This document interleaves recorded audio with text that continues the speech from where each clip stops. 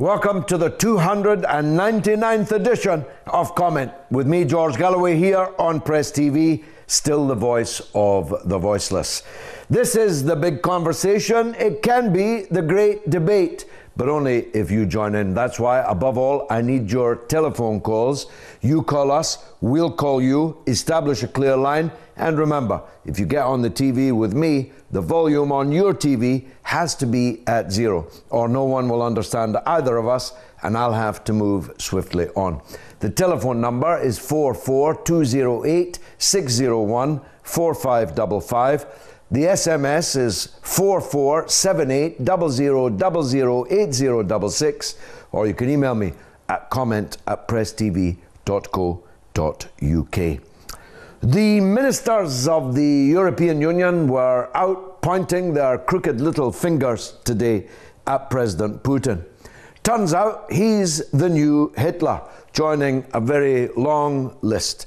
From the Mahdi in Sudan in the early part of the 20th century, through President Nasser, President Arafat, the Iraqi leader Saddam Hussein, the Iranian leader Mahmoud Ahmadinejad, Milosevic, anyone actually who takes the West's disapproval is almost always described as the new Hitler. Even though Russia actually sacrificed 24 million dead in the war against the real Hitler, even though the Nazi allies of the real Hitler are now the best friends of the European Union and US leaders in the Ukraine, the Deputy Prime Minister of the Ukraine is a swastika-wearing Nazi, and the Intelligence Minister and other ministers in the government are extreme right-wing anti-Semites. Even though not a single drop of blood has been spilled by Russia in the Crimea or anywhere in the Ukraine in this crisis, even though Russia has a legal right by treaty to have 30,000 soldiers in Ukraine, but has actually around half of that, even though the Prime Minister of the Ukraine, being feted and fattened by our money in Brussels today, is a self-appointed Prime Minister whose government is an unelected government, even though the real government of Ukraine was chased out by fascist and ultra-nationalist street power, with MPs being forced to vote, ministers fleeing for their lives, as armed men took control of the government's buildings in Kiev, even though the proximate cause for the entire crisis of the massacre of 77 people on the Maidan just a month or so ago turns out to have been the work of snipers hired by the fascist-led ultra-nationalist opposition, now the so-called government of Kiev. How do we know that?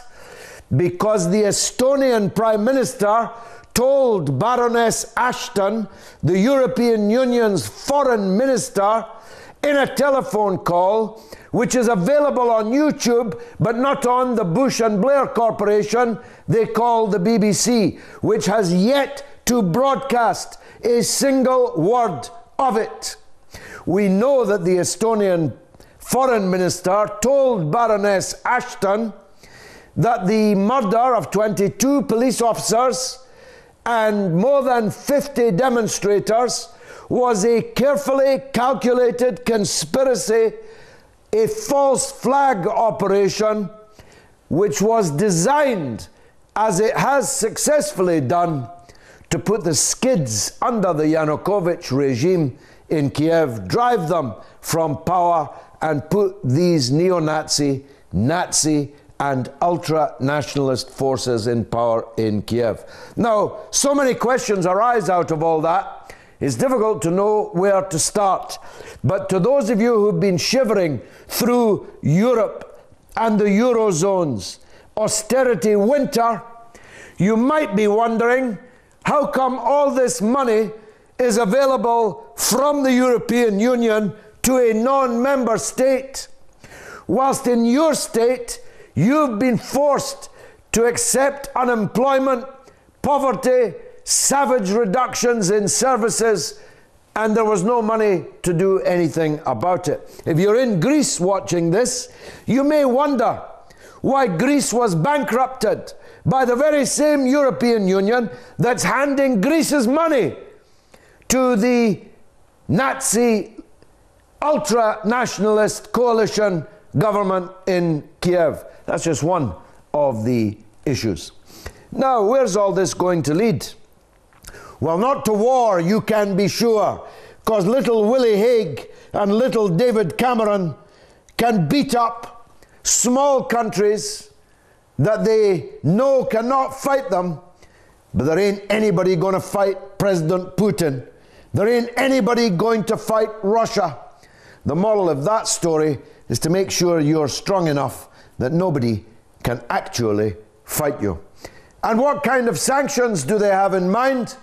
Well, the sanctions that they're mentioning are very, very serious. Prince Edward has been withdrawn from his royal role in attending the Paralympic Games in Sochi. The G8 bloodsuckers are going to refuse to turn up to the next G8 summit again in Sochi. Little Russian boys may no longer be allowed to enroll at the £32,000 a year Eton College. Actually, that's a bit of a relief for them, if not for their parents. And oligarchs may no longer be able to come to London, buy up all the property, buy up the football teams, and throw their weight and their money around in Harrods. As it happens, every one of those I've just described would suit President Putin quite well.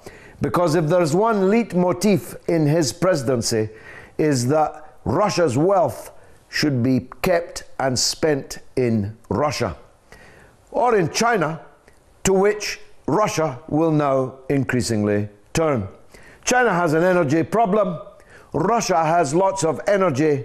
If Russia sells all its gas to China, there won't be any for us. So you may think that this is all a very high price to pay for allowing the people of Crimea exactly the same kind of referendum to leave the state they're in and join another or be independent.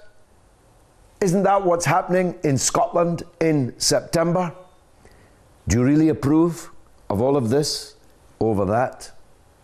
And as two bombs, murderous carnage is unleashed in Homs and Hama, in stricken Syria, they may be wondering, how come Russia's interference in the sovereignty of an independent state called Ukraine, which has no government at all and which has just ripped up its constitution in order to overthrow the elected government, how come that same principle doesn't apply in Syria?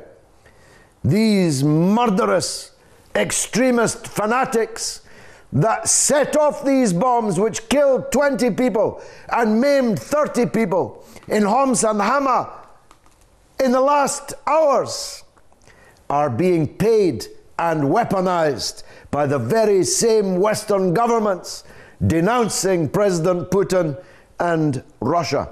You know, you really couldn't make all this up. You don't have to. It's actually happening. And we're asking tonight, of whom is Israel afraid? Hezbollah, which gave Israel a bloody good hiding, the only Arab army ever to do so? Or Al-Qaeda, which seems to have the guts to leave other people's guts everywhere in the world except occupied Palestine. They're ready to murder anybody in New York, in Madrid, in London, and above all nowadays in Syria. But they've never lifted a finger against the Zionist settler state that they call Israel. How come? I'm just asking. Here's our first caller, Behrouz in Nottingham in England. Go ahead, Behrouz. Hi, hello George. Very glad to be here. I was just pertaining to the current situation going on in Ukraine. Yeah. Fundamentally, I think what we've got going on there is the attempted CIA colour coup revolution. As you were noting, all the individuals that were taking part in this were primarily fascists and Nazi sympathisers.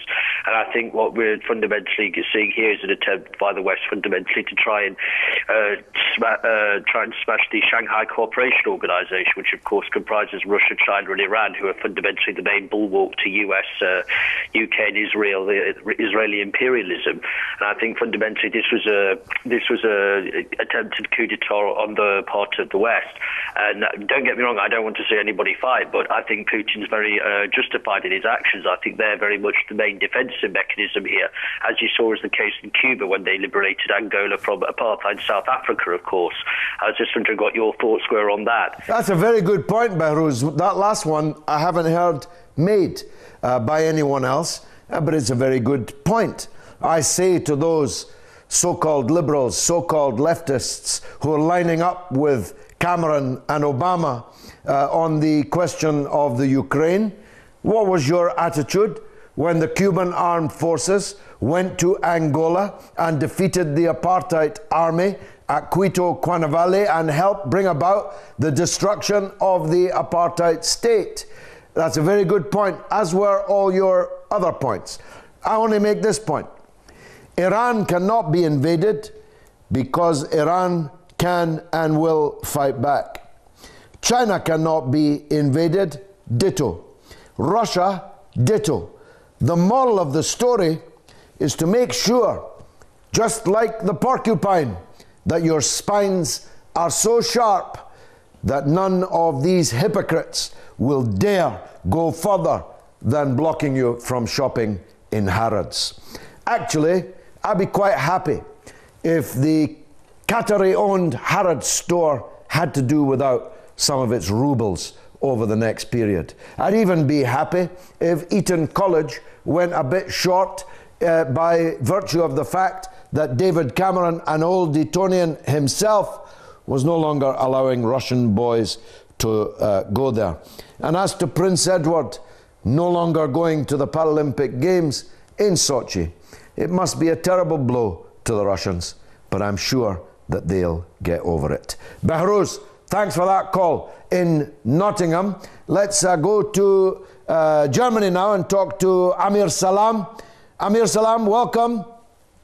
Good evening, sir. Good evening to you. Go ahead, please.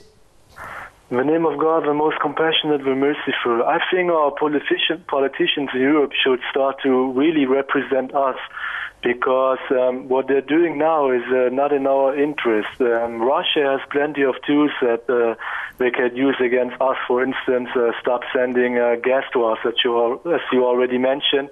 And yeah, this will be really costly for us, especially in Germany. Our export will suffer from those kind of actions that Russia could take. So it is not in our interest and not to our benefit in order to sanction, to start even thinking about to sanction Russia. And by the way, Amir Salam, it's a bit rich, the German government threatening the Russian government over its conduct in the Ukraine. I'm sure you get my drift. It's very hard for Russian people who sacrificed 24 million dead when Germany invaded them and massacred and raped its way across their territory, and had Ukrainian fascist allies who were killing the Jews in the Ukraine before the SS could even get there, now to find Germany in league with the very same fascists and with Britain, France and the rest of the hypocrites threatening sanctions against Russia. Do the German people have a point of view on this? Have they spoken yet? Is anyone in Germany raising the kind of questions that I'm raising? Amir Salam? That people in Germany want our government to really do sovereign and solid politics. We are just doing what the White House is dictating to us, and yeah, I think that people dislike this course. They really like to have a course that benefits the people in Europe, so especially in German, as a German citizen. And by the way, this is the same White House that was tapping Mrs. Merkel's personal mobile telephone.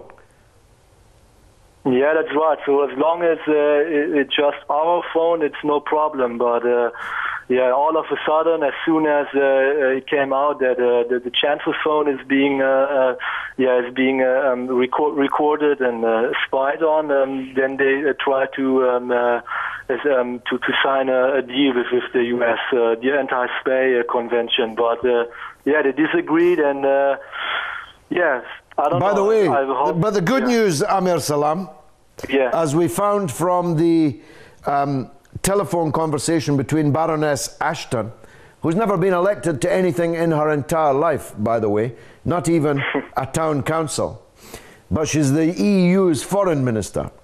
Her conversation with the Estonian foreign minister is now available on YouTube. So these people should know that nothing that they do will remain a secret forever, maybe not even for long. Thanks for that call from Germany. Let's go to Copenhagen next, talk to Bagir on the issue of Israel, Hezbollah and Al-Qaeda, which I think is a very interesting question. Bagir, go ahead, please. Good evening, George. There's no question about who Israel fears most, and it is Hezbollah, most because of what happened back in 2006. You know, George, I should tell you something interesting. I read a few months ago that the former U.S. the ambassador to U.S. from Israel, he said that we won't accept a president in Syria who is backed by Iran. So it shows me really good who Israel would like to see as take the lead in Syria. Israel presumably wants Al-Qaeda to be victorious in Syria. By the grace of God and the resistance of the Syrian people and their allies, that's not going to happen. But not for the want of trying on the part of Israel. Yeah, no doubt.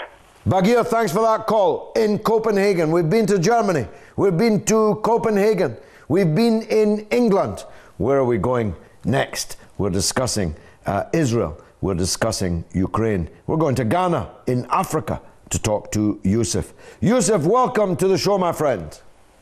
Hello, good evening, Mr. George. Good evening, sir. Nice to hear from you. Go ahead. Okay, Mr. George. I would like to talk, I'd like to discuss on Israel. Yes, go ahead. Israel. Go ahead. Yes. Okay. Like, Israel is not doing good to itself. It's rather doing harm to itself. Because everybody on this earth is watching whatever Israel is doing, the atrocities Israel is causing against Palestinian people. The good people of this world, they are watching. So, and Israel turn around to against Iran just to distort the nuclear deal talk by lying against Iran that Iran is arming Hamas. Well, Yusuf, it's not a very good line. So I thank you for your call, but I can't hold off moving on. I did notice that Hamas is now a terrorist organization. All that its assets and offices have been closed and seized. By whom? Not by Israel, but by an Arab country called Egypt. And the self-appointed leader of that country has now described Hamas as a terrorist organization, just like Israel has always said it. Ali is in Canada. Better hear from him. Ali, welcome. Hey. Hello, Ali. Mr. George, how are you? By the grace of God, I'm good. Nice to hear from Canada. Go ahead. Thank you very much for taking my call. I'm an American. I'm here on consignment, but I wanted to get on show for a long time. Welcome. But finally, I got the chance. Thank you very much. My comment is about Kerry made the comment in the news conference about Ukraine that Russia is doing like a 19th century behavior. Yes. Now, nobody on the Western media asked him, what about Iraq? What about Afghanistan? No, they don't ask. Because they don't ask because they're licensed puppets, Ali. As soon as he said that, the entire press corps should have burst out laughing. As soon as he said that you can't invade other countries on a trumped-up pretext, everyone should have fallen off their chair and laughed themselves. Silly. It is absurd. It is beyond absurdity for the Secretary of State of the United States of America to make such a comment. Not just historically, even though they're still killing people in occupied Afghanistan, but because they're causing people to be killed every day in Syria. They're invading Syria's national sovereignty, its territorial integrity, every single day. But not one Western journalist said that, Ali. Unfortunately. Ali, you're there. Tell me. Yes, last I'm word still to here. you. I'm listening to you, George. That's Last word to exactly you. right, George. That's exactly right. They're hypocrites, not Democrats. They're hypocrites. Now the American empire, George, is crumbling. So they have to find a new ways to start the feast around the world so they can control the world. That's all it is. And I believe that Russia will give them really good this time, so maybe wake them up. Well, I'll tell you what. I think if anybody's got eyes in their head, a brain in their head, they ought to have worked out by now not to mess with President Putin, not to poke a bear in the face with a stick, imagining that the bars between you and the bear are insurmountable, because bears are pretty strong. Let's go, Ali, from Canada to the United States. Talk to Fax in Pennsylvania, PA. Go ahead, Fax, go on. Assalamu alaikum, Mr. Galloway. Alaikum salam, go ahead, sir. I watched this show on delay, so I apologize if I ask a question that has been covered during the show. But I wanted to understand where's a good place to get information here that is not so biased, because I feel like in the United States we're not seeing correctly what is happening. So it's hard to find places that will identify for us what maneuvers that the West is doing, because just from what I can see in different areas, it looks like we are crowding, I should say the Americans are crowding out the Russian influence in a way that would prevent them from coming to a reasonable and peaceful solution to this. So it looks like this is going to be pushed more and more towards, at some point, probably a more violent solution. Well, I don't think it will become more violent, because I don't think that the United States, certainly not Britain, certainly not the European Union, has the wherewithal to get violent with Russia. This is not Libya that can be destroyed in order to save it. This is a superpower, a multiply nuclear armed superpower with a very popular president who is very clear about protecting his country's interests. So I don't think it will come to violence. It will be hot air and sanctions. Sanctions that will hurt European countries, certainly, far more than they will hurt Russia. So, thanks for that. Fax in Pennsylvania, a fax from Pennsylvania. We're talking about Israel. We're talking about Palestine, Syria, and the Ukraine. I'll be right back very shortly. Don't go away.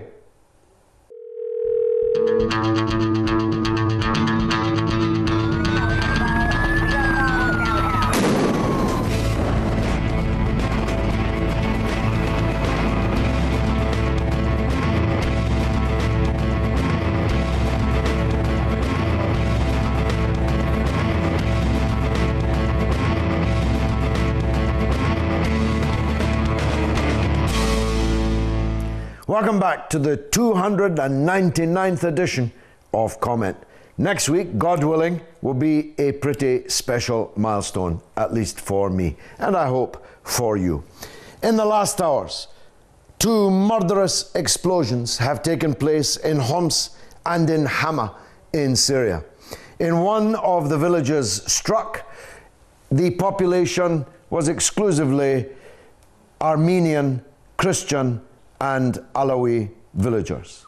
A pure sectarian assault to massacre as many people because of who they were, not because of anything that they had done. The murderers who killed them using Western money and money coming from the dictatorships, the tyrannies in the Persian Gulf, who have been ordered by the same Western governments who are pointing the finger at Putin today to pay for the murder and mayhem which is taking place in Syria, where more than 120,000 people, 120,000 in a population of 26 million, have been murdered, maimed. In fact, if you include the maimed, the figure is 1 million. Millions have been sent cascading as displaced people and or refugees. And it's all been done in accordance with a policy set by the very Western leaders that were pointing the finger today at President Putin. Indeed, one of the reasons why the entire Ukraine debacle has happened is to punish Russia for standing by the people of Syria in the face of this murderous onslaught. So I'm asking tonight, how would you describe the West's approach to Ukraine? And I'm asking you, whom is most feared by the apartheid Zionist settler state they call Israel? Is it Hezbollah or is it Al-Qaeda? Who is this Al-Qaeda that's ready to murder anybody anywhere but never lifts a finger, strangely, in occupied Palestine? Don't you think that's funny? It's not funny, ha ha, but it's definitely funny, peculiar. Mario is in Malta, and he wants to talk about the West's approach to Ukraine. Mario, what do you think of the West in Ukraine? Yeah, go ahead. George, good evening, George. Good evening to you, sir. Thanks for calling. And you're a very good man, you know. Thank you, sir. Because, you know what I think about Obama? I think he was a saint when he wanted to be a president. Yeah, that time. And now he's not a saint anymore. These Democrats, even in America, they the same like liberal, you know, conservative, we call them here, conservative. They always want war. He wants to sell those bombs or make machines, what they make in America, you know. And Europe should go with Russia. They need Russia, you know. Gas, they will be cold, frozen. Why in America? What does America give Europe? Well, America is thousands of miles away from the Ukraine. Yeah. And its hypocritical approach will probably cost it not very much. But Europe's approach will cost Europe plenty. And who knew, Mario, that we had so much money to give away? They were talking today, although we must take account of the creative accounting that goes on in these things, of giving 11 billion euros to the Ukraine, which is not even a member of the European Union, that we won't actually accept as a member of the European Union.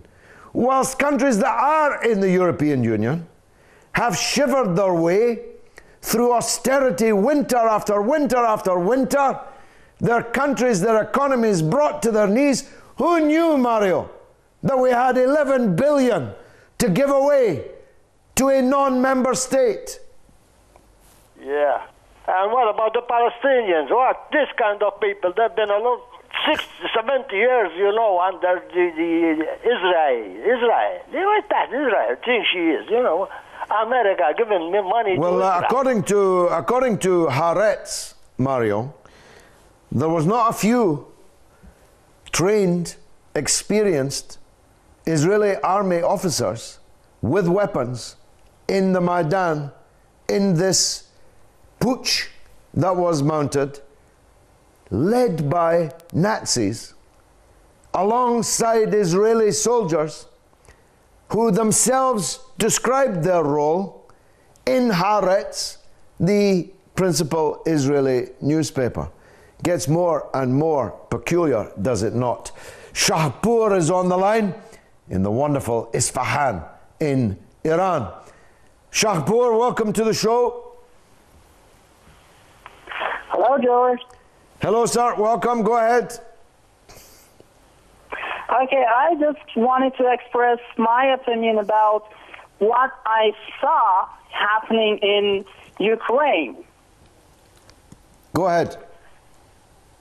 Well, in my opinion, in most of the countries in the east side of the world, there are a group of people that are more agreed with the Western culture's policy, and there are other people who are against that policy, and this is something natural, in my opinion, but some governments resist against that opinion, and that was what we saw in Ukraine, I think. Mm-hmm. And in my opinion, all that happened in Ukraine was the result of the government not paying attention to its people's opinion.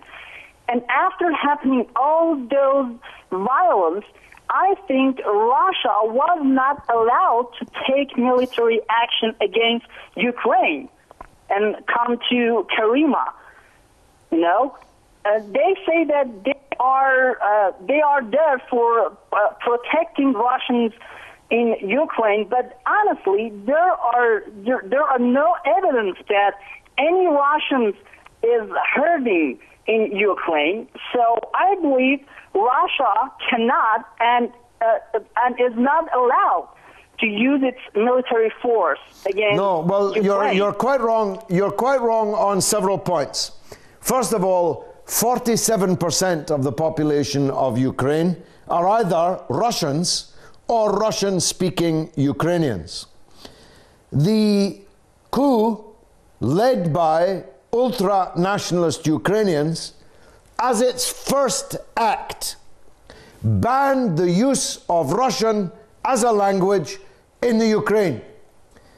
This was a clear indication of sectarian, racist chauvinism on the part of these ultra-nationalists, which had to presage other such measures to come. Secondly, Russia has a treaty with Ukraine that allows it to have up to 30,000 soldiers in Ukraine, precisely to defend its compatriots, its citizens, and its economic and military assets, which belong to Russia, including in the Crimea. The Black Sea Fleet, which is the fleet which serves not just the Black Sea, Shahpur, wise up, but the Mediterranean. If the Russian Navy cannot sail from the Black Sea, it cannot enter the Mediterranean. If it cannot enter the Mediterranean, it cannot go to Syria. Wise up, Shahpur. Can't you see what they're up to? And the people of Crimea have exactly the same right to leave Ukraine as Scotland has to leave the United Kingdom. In Scotland, we have a legal referendum coming up in September. In Crimea, we have a legal referendum coming up in 10 days' time.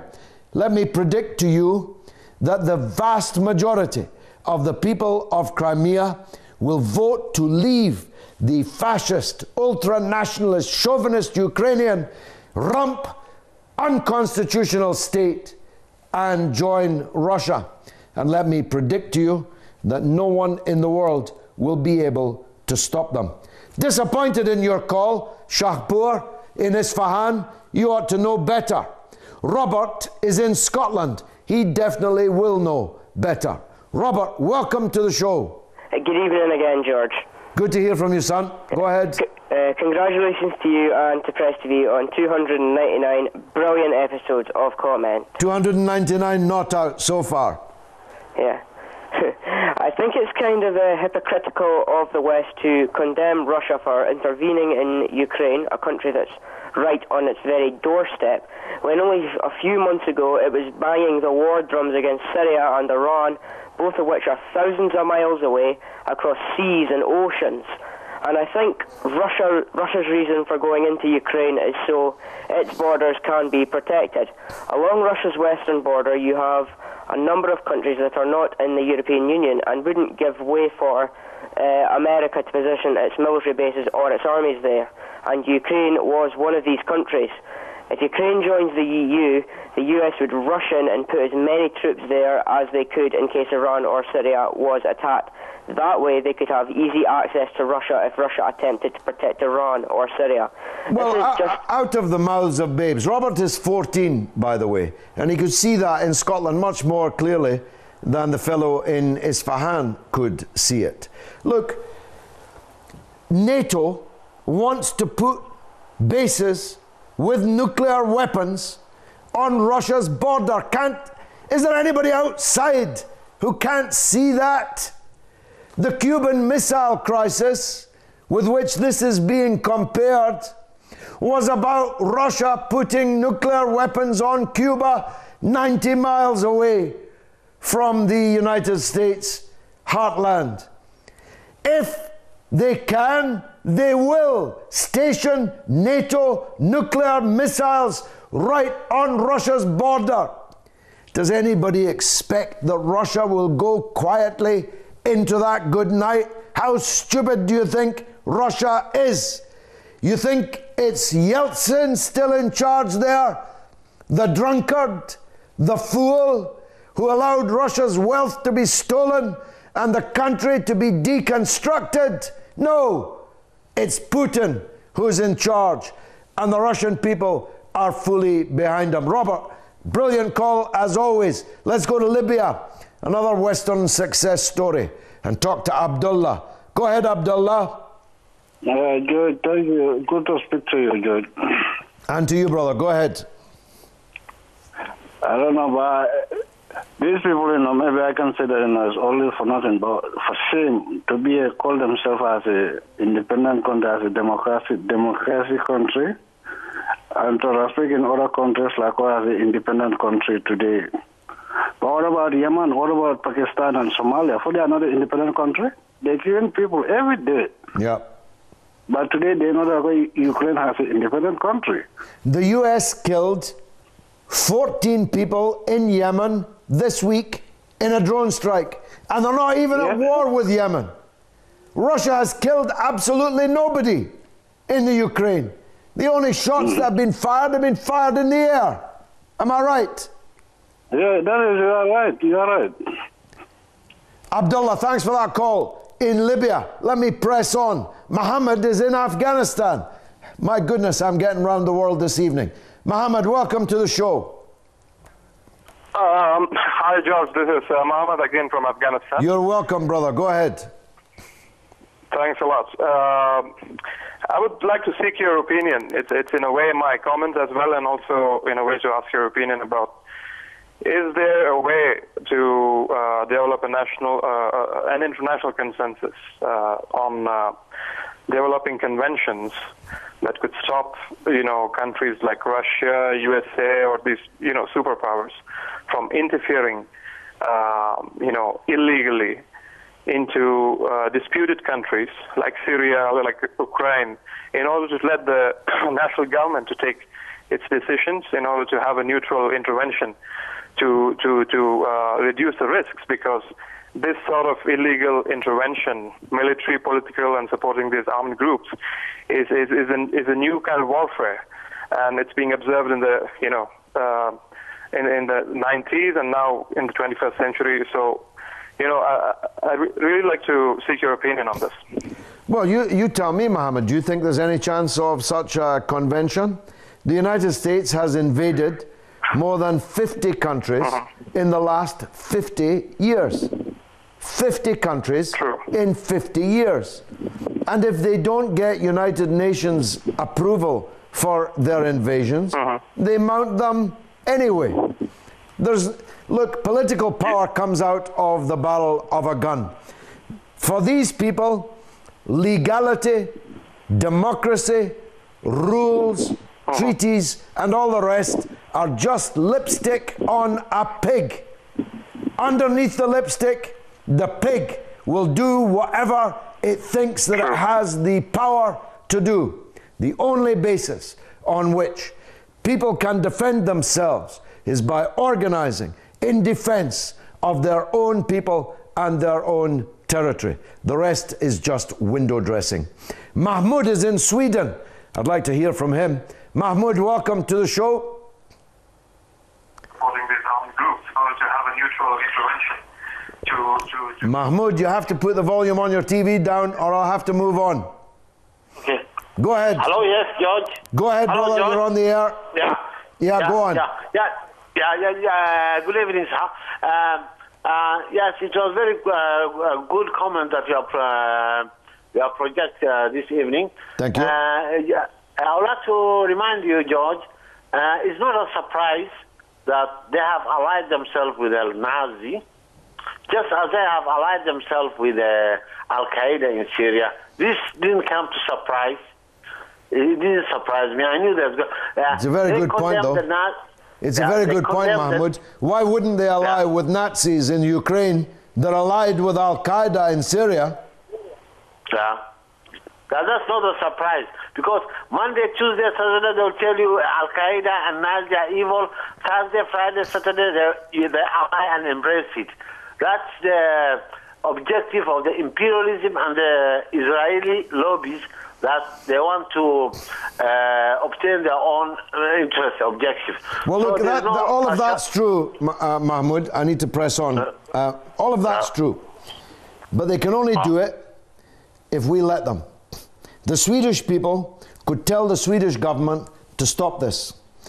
The media in Sweden will be the same as the media in Britain and in the United States, utterly bankrupt of any integrity or credibility. So we have to make our own media. We have to support those few beacons of the truth that we've got, like PressTV. And we have to make our own media, spread our own message, organize ourselves so that our governments cannot act with impunity in our name. I'm going to Ireland now to talk to Montana in Ireland. Montana, welcome. Montana? Yeah. Go ahead.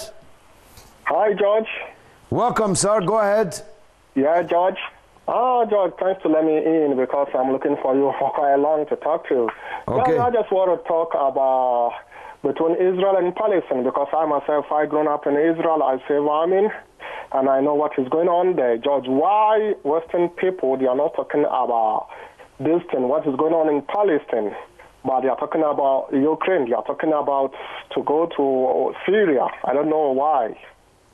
Why Western people, they are not talking about Palestine? Because Palestinians are dying every second. I was there, I think maybe 3-4 times.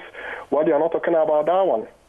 Well, as it happens, Ireland is one of the most advanced countries in the world on the issue of Palestine, certainly amongst its public opinion.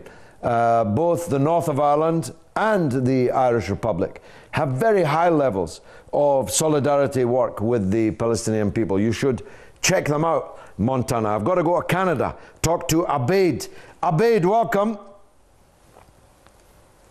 Abaid, are you there in Canada? Yeah, I'm here, George. Very well, go ahead, sir. Okay, my question is about the Palestinians. Like you and so many other people, the Palestinians themselves, they have sacrificed a lot because of the Palestinians, because of their land. Their land was taken. Yeah. So I'm here in Canada. I don't know if you're familiar about the Aboriginal people. Aboriginal people here in North Unfortunately, America. I'm only too familiar with the Canadian government's performance vis-a-vis the Palestinians. The Aboriginal people here, they lost the entire continent, you know, but peacefully they gave up that dream of their land. If the Palestinian people, who are the Arab people, they would give up that Palestine dream, the whole entire world would be at peace. Just like the Aboriginal people gave up the entire continent, like the entire land. Are you saying the Palestinian people should give up their lands, Abed?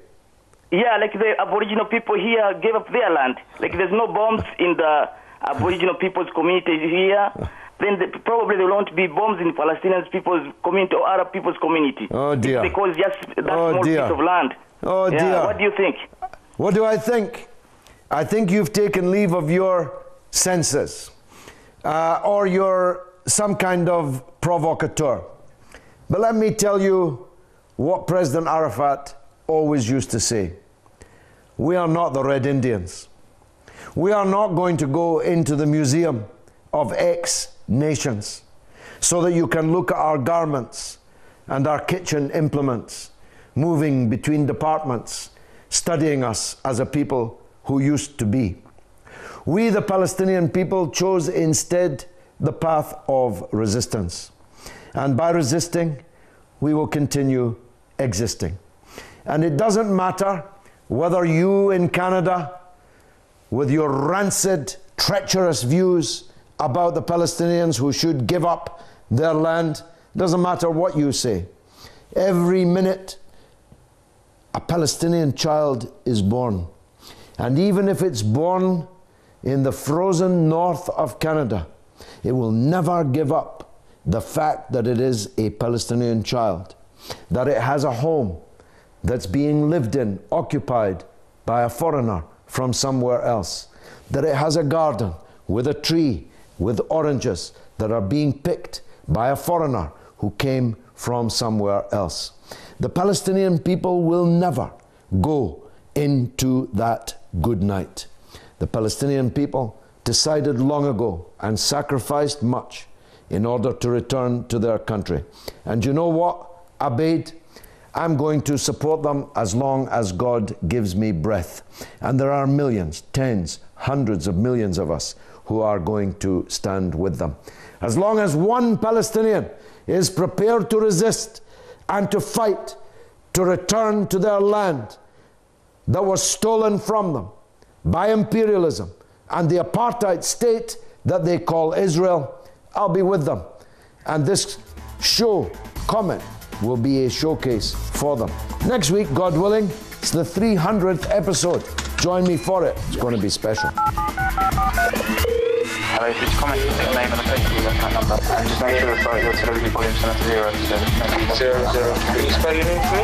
Yeah, I know. You'll be directly put through the phone number, and then we'll call you back. Comment. Can I have your telephone